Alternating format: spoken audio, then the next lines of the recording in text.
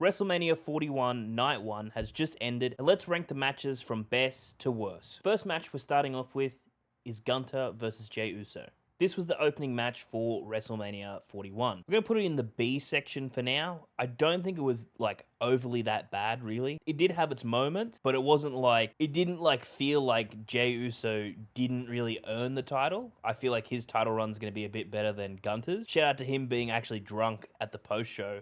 Same as like when he was with Cody. I think a lot of people are just saying that Jey Uso's overrated and all that sort of stuff. They don't look past that and actually look at the match. Like the match was actually pretty decent.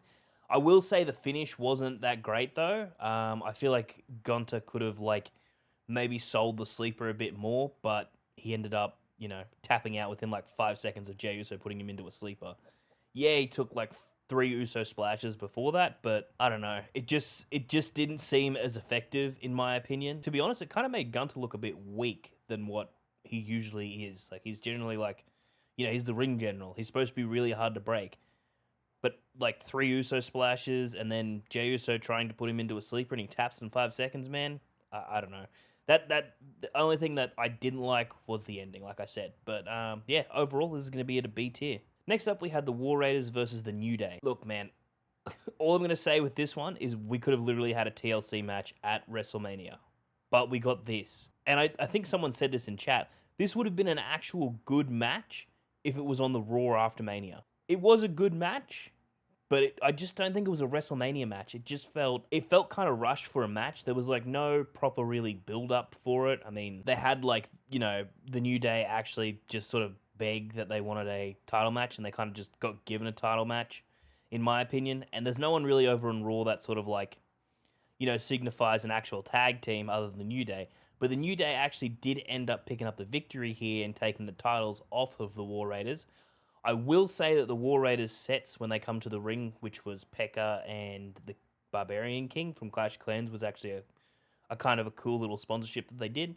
But yeah, overall, this felt rushed, in my opinion, for a storyline. If we had had the TLC match, I think it could have been in a better spot, and it probably would have, honestly, I don't think people would have actually hated that. It just sucks that we have to wait until SmackDown before we actually see that ladder match. For this one, I'm going to honestly put it as C. It was still rushed, but I still don't think it's the worst match of the night, in my opinion. Next up, we've got LA Knight versus Jacob Fatu. And oh my god, this match was good. Honestly, it's probably, I'm putting it at S tier. I don't even care. I really don't even care. This at S tier makes sense to me just because of how good it was. It was honestly good from start to end. A lot of people in my chat were saying that LA Knight was overrated and Jacob Fatu deserved it.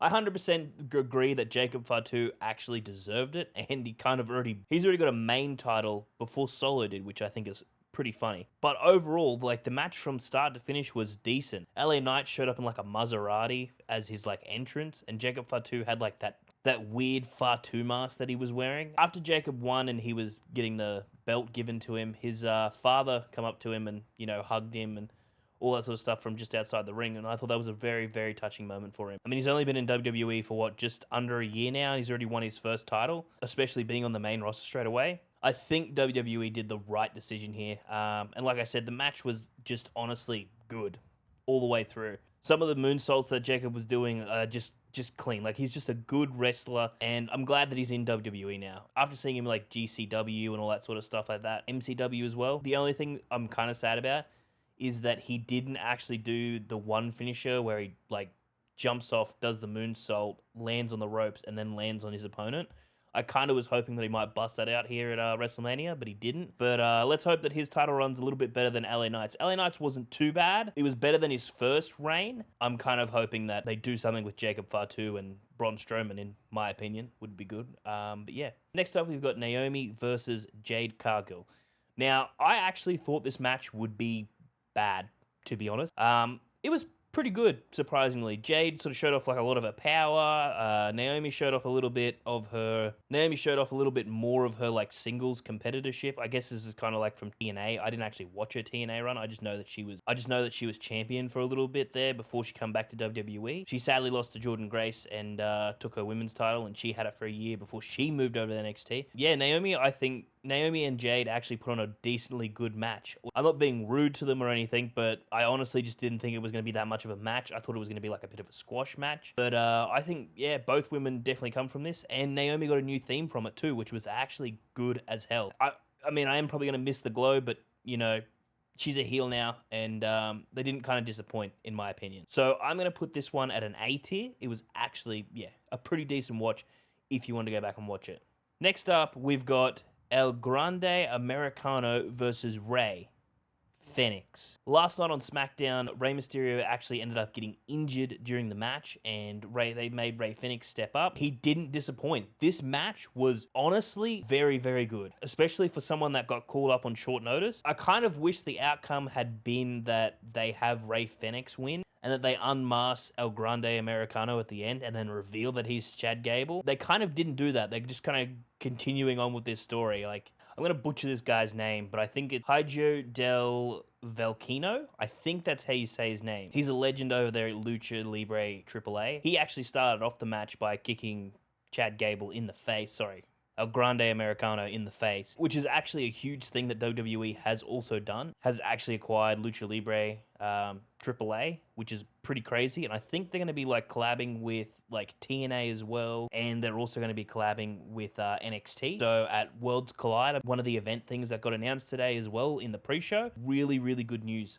Because now they've got like funding from WWE, and they should be able to put on some good shows, I reckon. There's like a lot of legends that come from that promotion and whatnot. But yeah, if you do a little quick Google search on them, and you'll find out a bit about it. Yeah, you'll find out who like actually come from that promotion and whatnot. But yeah, as for the match, it was like decent. It was pretty fast paced. Like I said, I just feel like the ending was a bit silly. They're kind of continuing with the storyline by having El Grande Americano win. For the most part, really good match. Kind of weird that he had to cheat to win again with the medal in the face mask type thing. But yeah, Rey Fenix put on a really good show. Like, I would have loved to have seen Rey Mysterio, but I honestly think Rey Fenix did a really, really good job. This match is also going to go at A tier. Like I said, it was definitely above average for a match. Next up, we've got Tiffany Stratton versus Charlotte Flair. I don't know. I think this might have been the worst match of the night, and just the storyline altogether was just terrible. I'm honestly hoping that they don't go back to Payback and try and do this, but that this match is over. The entrances were cool. Tiffy coming out as a buff Barbie with the 3 Barbie-like, you know, boxes and stuff like that was actually really, really cool. Very well done. And then Charlotte coming out in a Rolls Royce, as the Queen would do. Match was kind of brutal in a way, but also didn't really it didn't stand out compared to all the other ones. Like, even the War Raiders and New Day match was, like, I think, in my opinion, still a good match, but it just wasn't as bad as this match. I'm just happy that they're moving on, which I'm hoping they're moving on in this storyline, and getting Tiffy to actually face someone that's decent. I'm not saying that Charlotte's bad. I'm just saying they just have no chemistry in the ring, and it's just boring to watch, in my opinion. I don't know. I feel like they have to build Charlotte up again. Like, she can't, like I've said in the last video, she can't just come back and expect a title match because there's a new title that's been quote-unquote made. She shouldn't have a new title. She should have to work for it like all the other women try and do in the roster, in my opinion. I'd honestly love to see Tiffany Stratton versus Alexa Bliss. Or honestly, what they could do is put Roxanne Perez across from NXT now. I know that she's sort of starting some beef and whatnot with Stephanie Vaquer, but I'd love to see her go to the main roster and fight with Tiffany. I reckon they could honestly put on a good feud like they had back in NXT. But yeah, for the most part, this match is going at a D. It just wasn't great at all, in my opinion. We move on to the main event. Oh my god, this is match of the night. If I could put it higher than S tier, man, I would 100%. This S tier straight away, boom, boom, match of the night, easily. Like I said, Jacob Fatu and LA Knight, that is a close second. That was a good match. This match, oh my god, it just had everything. But the way they did it, man, was just so much better than I could have ever imagined. The match itself was really, really good. They had like Seth and Punk versus each other for a little bit. Rollins ended up falling on like a trash can from like a suplex from CM Punk. And then as they were coming back towards the ring, Roman Reigns like runs and jumps over the barrier and like does a sick as like elbow and takes them both down. And then they start sort of like destroying the outside of the ring with the Prime Station and doing some damage and being thrown to the steps and all that sort of stuff. And then it's just finisher city, which is what you expect in a triple threat match. And then it gets to a point in the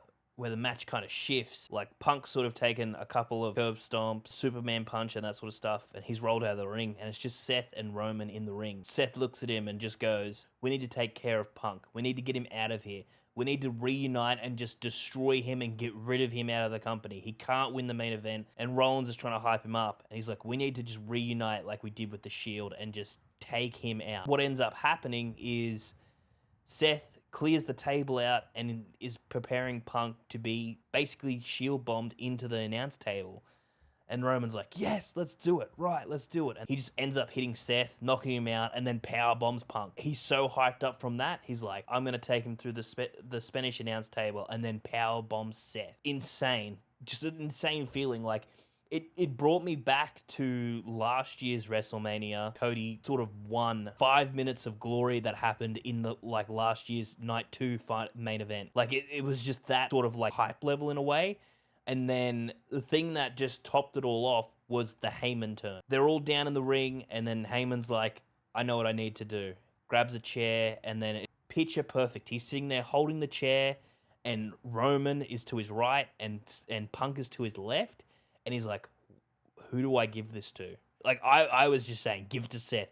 Give it to Seth so he can, like, take them both out. And then he throws it to Punk. And Roman's face just drops, man. Like, it was so sad to see. He just felt defeated. Heyman gets in the ring and is like, "Okay, Punk, take him down." And then he low blows him. It was the craziest thing. And I'm like, oh my God. Like, I was just in such shock. There's no way now. He's so loyal to Roman. There's no way he's going to turn on Roman. As Roman's, like, beating down on Punk, Heyman, like, yells at him and is like, "Yo, look at Seth." Seth's, like, struggling to get up. Just that moment that you have with the Shield when Seth turned his back on Roman and just hit him with the chair. And Roman is like, "Yes, this is it. I'm finally going to end the Shield feud and put Seth Rollins away forever." And as he's about to go do that, he pushes his wise man away, and then Paul Heyman low blows Roman. It was just, honestly, cinema.